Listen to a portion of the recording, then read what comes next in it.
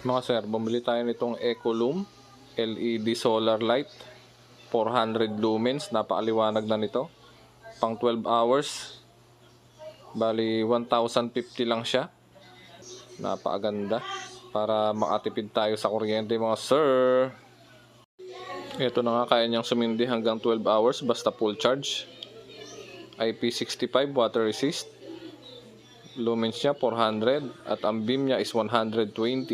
Yung so meron siyang timer function, may remote control. Kahit na ma-vibrate, kayang-kaya. Environment friendly mga sir. No UV emission. So katumbas siya ng 40 watts ano. Napakaliwanag nito. Okay, so ito yung pinaka LED light niya. Ito naman yung bracket nitong solar. And ito naman yung kanyang remote. And ipag-connect nyo lang itong solar panel niya and yung pinaka solar lamp.